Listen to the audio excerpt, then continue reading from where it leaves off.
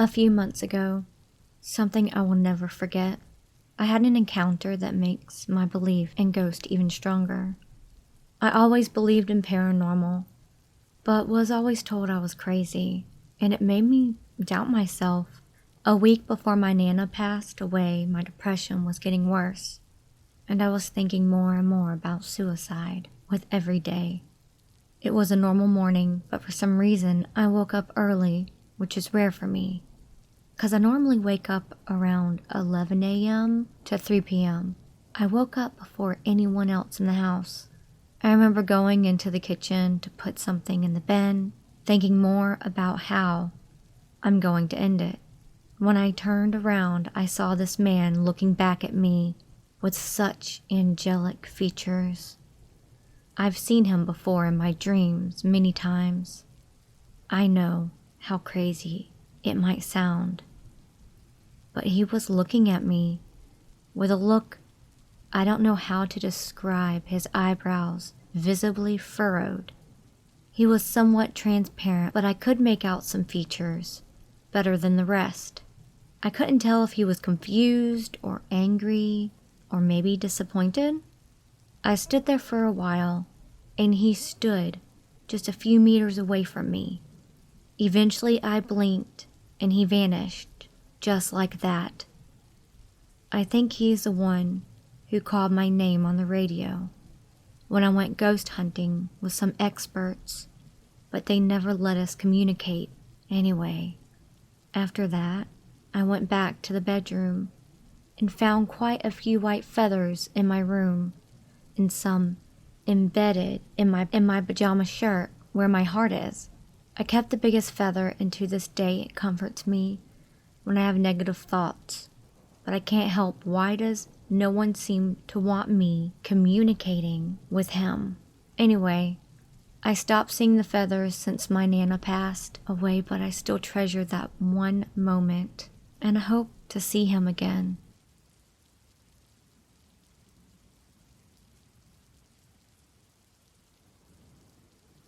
When I spoke with my housemate, she chuckled and told me that her experience is similar to the Insidious movie. However, I'm not claiming any copyright from the story or any part from the movie, as it is what happened for real to my housemate and her daughter. Jenna, not her real name, as she did not want it to be revealed. She was my housemate for a year, and this is what she told me about her astral traveling daughter, Macy. Again, not her real name. Macy was about 6 years old when she got her ability to astral travel. Jenna did not know about Macy's full astral projection and kept dismissing her nightmares. She told Macy that it is common for a little girl or to have a bit of nightmares, but she shouldn't be afraid of it. The more she was afraid of it, the weaker she would become. It would be much easier for the bad energy to connect with her, especially if she gave in to her fear. Macy heeded her mother's words one day and went to bed confidently. Jenna also went to bed that night after tucking her daughter into bed. The next morning, Jenna woke up and made breakfast for both of them. Macy had to get ready for preschool that morning, so Jenna quickly made breakfast and rushed to Macy's room to wake her. She playfully called out to Macy to wake up, but Macy seemed stiff on her bed. Jenna thought Macy was faking being asleep because she did not want to get ready for school that morning. She tried waking her daughter up several times, but it was in vain. She panicked and called for the doctor to check on Macy and her condition. Macy wasn't burning up or showing any signs of movement. The doctor came by and checked on Macy, claiming that she was in a coma, but convinced her that it could be a temporal coma stage, since some have woken up within a day. The doctor told her that since Macy wasn't showing any sleep cycle, the only possibility is that she is in a coma. Since Jenna is a strong believer in Christ, she had no choice but to turn to the church she has been going to for years for help. Upon arriving at the church, she wanted to see the church father to explain to him what was going on with Macy. The church father knew her well, as he is the one. Other family friends, too. When the church father knew what was Jenna trying to say about Macy and her coma, he gave Jenna a contact card. He told her that this person was the only person who could solve Jenna's case. Jenna was desperate to bring her daughter back to life, so she quickly contacted the number from the card and told them to take a look at her daughter. The person agreed immediately and dropped by her house that evening. According to Jenna, the person's name was Ruby, also not her real name, and she was the whole package. Ruby could draw what she sees and sense any spirits present in any house effectively. Ruby checked all the rooms in Jenna's house that day, but she couldn't sense anything. Ruby had her sketchbook with her all the time when she did her checking. Then she entered Macy's room. That is when Ruby became frantic and started drawing what she saw and sensed in her room. Ruby couldn't control her emotions and her pencil broke in half when she finished her drawing. She took the sketchbook from Ruby's hand and took a look at the drawing. She was taken aback by Ruby's drawing and kept looking at the corner of Macy's room. It is standing at the corner of the room. It is a djinn, Ruby told Jenna as she gasped for air. As Ruby was explaining about djinn and their doings, Jenna understood that in Egypt, the sleep paralysis monster is called the djinn. Ruby goes on to explain to Jenna that it is a phenomenon during which a person feels a presence of supernatural, malevolent being that immobilizes a person as if sitting on their chest or the foot of their bed. Then Jenna narrated her story to Ruby about it.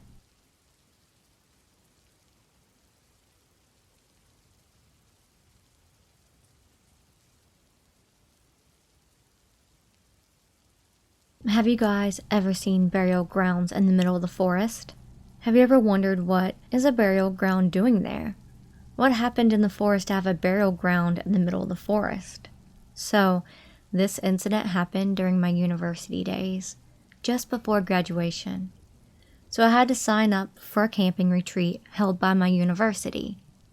Since I thought I would be with my friend throughout the camping session, I thought it wasn't a bad idea after all. So I met with her and the rest of them with my luggage bag back at our university after our classes that evening. The camping trip was a 3-day retreat, and we hoped that we would have fun during the camping session. We waited for the bus in front of our university, and the person in charge of this camping retreat took our names before entering the bus. Everything went on smoothly till we reached the campsite, which was a real forest site. There were some lodges nearby, and we checked in one of the lodges opposite the forest. The place was hilly, so the chilly fog covered our vision of the mountains in front of us. Our cheeks were red due to the chilly air that pierced our cheeks. My friend and I shared a room, and we were excited about it. Once we got up to our room, I was pretty disappointed by the room condition. There was a chair in the middle of the bathroom, and we were told not to move the chair no matter what happens. Besides that, to make it worse for us, our bed was sandy and damp. There were some cigarette butts found behind the curtains by the window that was facing the mountains. The only good thing we found was the view from our room, which was the majestic mountains and the tall trees that make up the forest. Luckily for us, we decided to bring some sleeping bags and use that for that night. I told my friend that I could tell one of the housekeeping staff to clean our room the next day. We slept peacefully that night, and little did we know we wouldn't be getting any more peaceful nights after that night. The next morning, I got up early to tell one of the lodge staff about our room's condition. They agreed to clean our room while we were out for our first activity. Our day started in the forest, and the morning sun was glaring at our faces without any mercy. We were given the task of the jungle trekking that morning, and I thought it would be fun since my crush, Damon, was in our group. So we started exploring the forest and made sure that each of us followed the trail set by the person in charge. I made sure I did not make a fool of myself in front of Damon during our jungle trekking session. I was the last person behind in my group to follow them into the forest. My group mates were a little far from me. Suddenly I heard someone calling out my name. The voice sounded like my friend's, and I wondered why was she calling out for me. I thought she had lost her way and wanted to help her. Thus, I tried calling out to my group mates and Damon, but they couldn't hear me. I sighed and started to follow my friend's voice and had to detour from the trail, so I broke off from my group mates and was heading towards the voice. Then I felt a chill, cold air brush behind me, and a hand landed on my shoulder. Thank God it was just Damon, who pulled me back. He asked me what happened and why I broke off from the group. I told him that I heard my friend calling my name and wanted to help her get back to the trail. He took a step back from me, and I could see that he was surprised by my reply. After a while, he explained that I froze a while back and did not reply to any of my group mates or him when they asked me where I was going. In confusion, I told Damon that they did not ask me anything, but instead I called out for them to tell them about the voice I heard, but they did not seem to respond. Immediately, Damon understood that something odd was about to happen, and before we could snap back to reality, I realized that we were standing on a burial ground. What is a burial ground doing in the middle of the forest? With my quick thinking, I grabbed Damon's hand and pulled him away from the burial ground, telling him not to look back. I could feel his hands were shaking in fear, like a leaf. But he quietly followed me from the back. He did not speak about what I saw back on the burial ground till we got back to our lodge that evening. Slowly, Damon asked me what happened back in the forest that made me afraid. I told him that I saw my friend standing on the burial ground and calling me to her. She seemed sad and desperate, wanting me to follow, to be with her. Damon tried to explain that maybe it was really my friend, but I strongly denied it. I explained that my friend had food poisoning that morning and did not join the rest of us for the jungle trekking session. I knew this because I told her to take a rest in our room and told the person in charge about her condition. Damon was shocked to hear that I might have seen a spirit on the burial ground in the middle of the forest.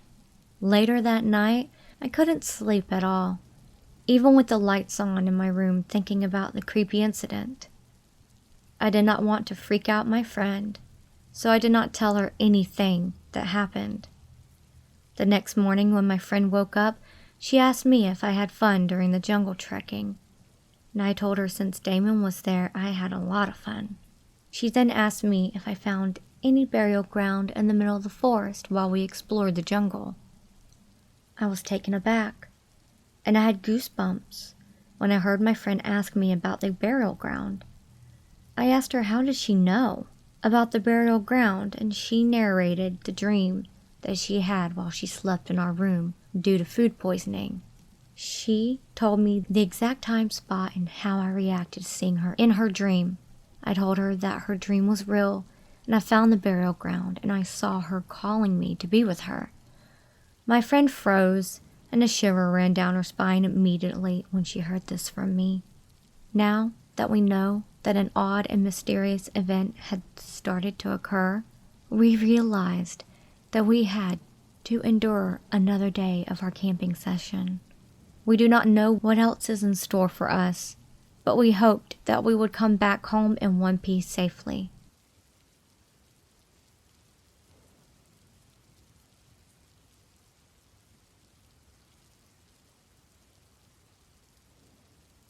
If you are sensitive about death, suicide, I just want to warn you that it's mentioned here. I wasn't sure where to share this. Last night I had one of the oddest surreal dreams ever. I dreamt I committed suicide and immediately left my body. I could feel the instant acceptance that my physical body was dead and relief that I didn't have to feel human pain anymore. I find it interesting that I wasn't confused or afraid. I was more relieved and just in a place of neutrality. I did see my family find my body and had to watch them grieve. I would travel with my family everywhere they went. There was one scene where they were driving down a dark road, and I was very familiar with from my childhood. And I was halfway in the car, halfway out, and amazed at the scenery and beauty of the night sky and the moon. I couldn't stop looking at it. I told the universe that I am not ready to be taken to the other side because I want to help my family first. I would whisper in their ears that I'm still here and to see them react to it, but they'd think they were responding to their own thoughts. By the way, my communication in this dimension was like a telepathic type of communication. I watched each family member find out about what I did, and I felt an extreme sensitivity to what they were feeling. I also observed the value of having a physical human life and how amazing and special it really is to be able to experience human emotions, good and bad. I watched my parents prepare for my burial and dig the hole in the ground, and I knew my soul was going to have to leave soon. When I suddenly regretted what I did, as I seen how much pain it caused and realized how deeply I loved my family, and demanded that my soul be returned back to my body and to finish this life out. I then waited and suddenly woke up feeling relieved and grateful. I have strange dreams from time to time, but ones like this catch my attention for the way they feel so real.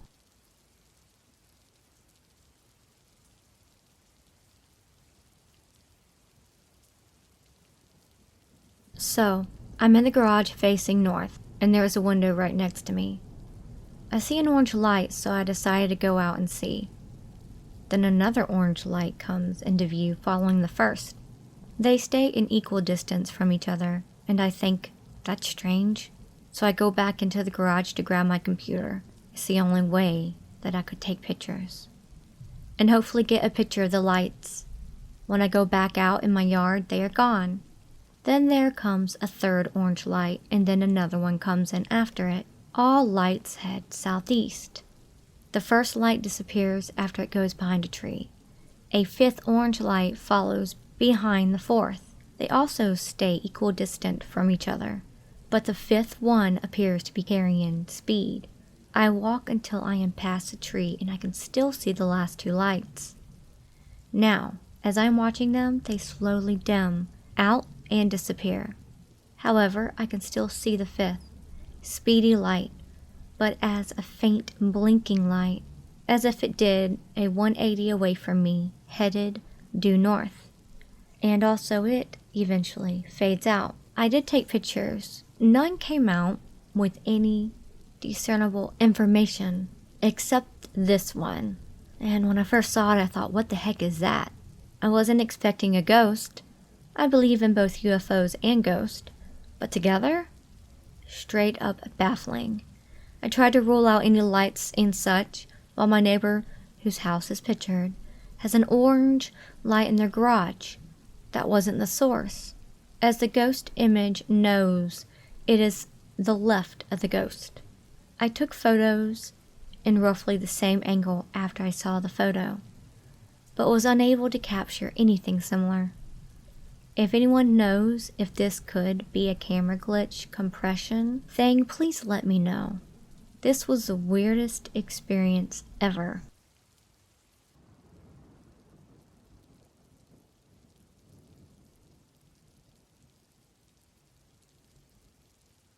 My fiance and I put down our 15-year-old cat and have been seeing unaccounted wisps of smoke or indoor clouds. Additionally, her grandmother has been in the active dying stage since this Sunday. Today, she was saging the house and praying for 5 minutes. Let go, let go, let go. Over and over again, when she heard a disembodied voice call her name. Then minutes later, her mom comes downstairs and let her know her grandmother has become the death rattle. My fiance told her mother the voice story, and her mother told her she was in the upstairs kitchen on a whole different floor of the house when she heard someone call her name. I'm a true believer now. For now, her grandmother is holding on. I think her astral body is doing a farewell tour after 4 days of hanging on. We think tonight will be the final night.